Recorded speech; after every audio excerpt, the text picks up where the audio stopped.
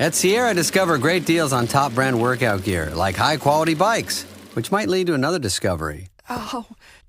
Getting back in the saddle isn't always comfortable. Good news is Sierra has massage guns.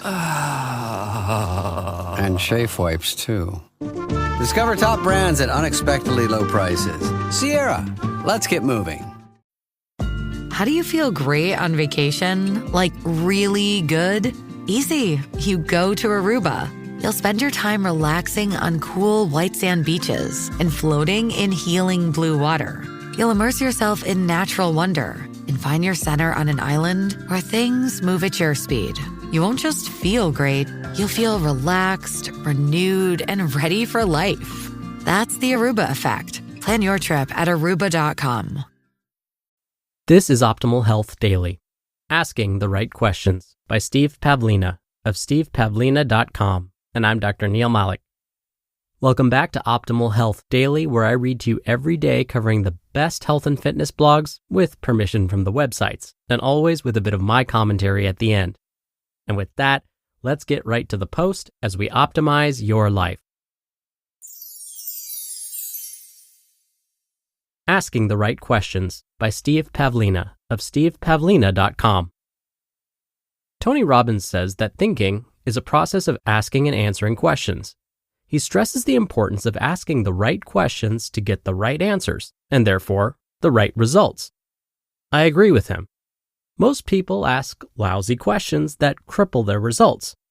Lousy questions turn your focus away from what you want and towards more of what you don't want. And since we ask and answer mental questions every day, our questions wield great power over our results. Here are some examples of weak questions versus strong questions. Upon waking up early. Weak. Can I fall back asleep again? Should I go back to bed? Strong. What would be the best way to start my day? How can I energize myself? Where can I find something inspirational or motivational to read right now? When contemplating exercise and feeling unmotivated. Weak. Is it too hot or too cold to exercise? Can I skip it for today? What difference will it make if I just skip a day? Don't I deserve a day off? Strong. Won't it feel great hitting the showers afterwards? What should I listen to while I work out? Won't it be wonderful to achieve my fitness goals? How can I make this session more fun? When considering a dietary improvement. Weak. What foods am I going to have to give up? How am I going to deal with the deprivation? Am I going to have to eat like this forever? Strong. What foods that I like will I get to eat more of? What new foods can I experiment with? Won't it be great when I reach my goal weight? Won't it be wonderful to finally master this area of my life once and for all? Once I succeed at this, who else can I help? Nearing the end of the workday. Weak. Have I done enough that I can justify quitting for the day? Is this a good time to stop? Can I finish this tomorrow? Strong. What's next? How can I complete one more task? How much more can I get done today? When spending time with the kids. Weak. Why do I have to do so much childcare? How can I keep the kids from draining my energy this evening? What's the bare minimum I can do to keep them out of my hair? How early can I put them to bed? Strong. What can I do with the kids that will leave me feeling energized? What do I appreciate most about my kids? What would I enjoy doing with them this evening? What would happen if I let my kids direct how we spend our time together?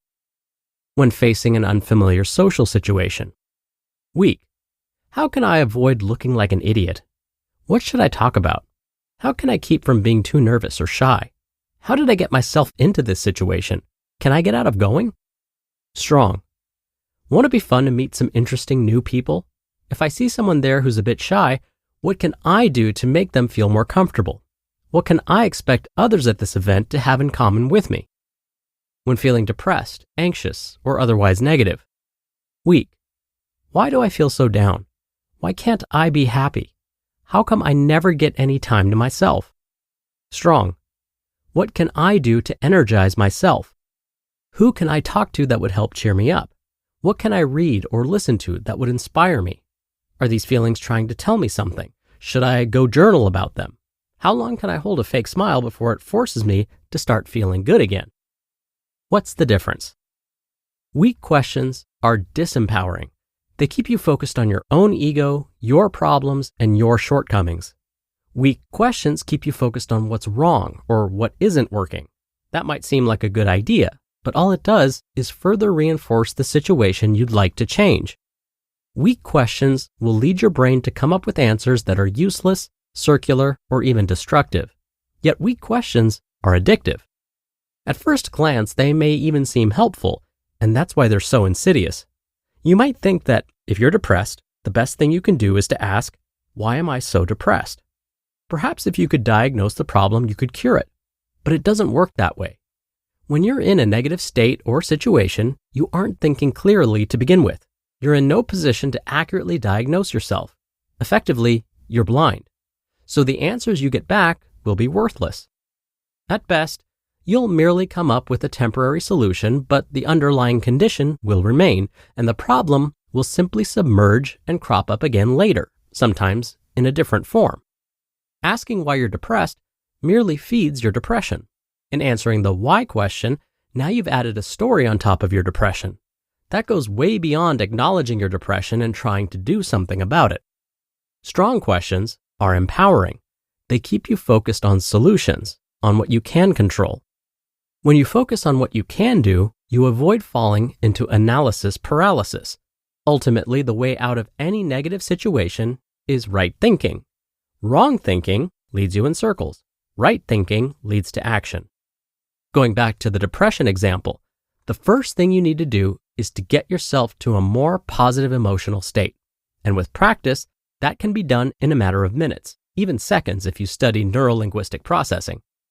Strong questions will help you shift your focus away from depression and the thoughts that reinforce it and towards action. When you focus too much thought on what you can't control and what you don't like, depression is a natural consequence. When you ask different questions to focus on what you can control and what you like, depression will lift. Mediocre results largely come about from asking mediocre questions. Great results come from asking great questions. If you don't like the results you're getting, try asking completely different questions from the ones you're used to asking. Ask questions that turn your focus towards your goals instead of away from them. Ask questions that allow you to enhance the pleasure in your life instead of creating greater pain. You just listened to the post titled, Asking the Right Questions by Steve Pavlina of stevepavlina.com, and I'll be right back with my commentary. We're driven by the search for better, but when it comes to hiring, the best way to search for a candidate isn't to search at all. Don't search, match with Indeed. Indeed is your matching and hiring platform with over 350 million global monthly visitors and a matching engine that helps you find quality candidates fast. Ditch the busy work. Use Indeed for scheduling, screening, and messaging. 93% of employers agree Indeed delivers the highest quality matches compared to other job sites.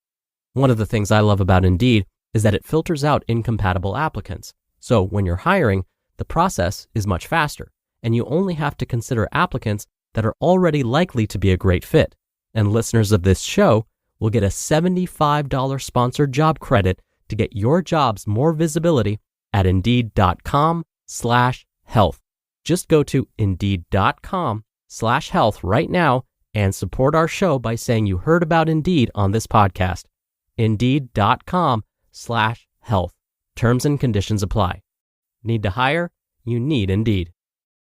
Hey, it's Austin James. If you're like me, trying to live your best life while living with diabetes, you can relate to worrying if you're doing a good job managing your diabetes. I use the Freestyle Libre 3 Plus sensor to get real-time glucose readings and see the impact of every meal and activity to make better decisions. The Freestyle Libre 3 Plus sensor can help me live life with diabetes on my own terms, and it gives me more time for the things I love, like being a dad and a musician. Now this is progress. Learn more at freestylelibre.us. For prescription only. Safety info found at freestylelibre.us.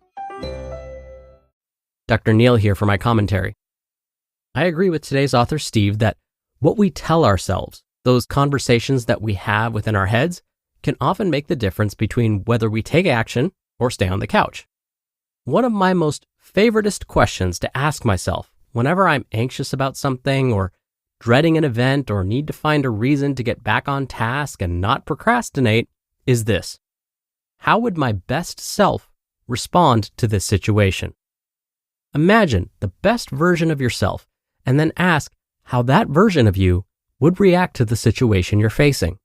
Would that best version of you be anxious, lack motivation, and procrastinate? Or would they be able to tackle almost anything and with an air of confidence?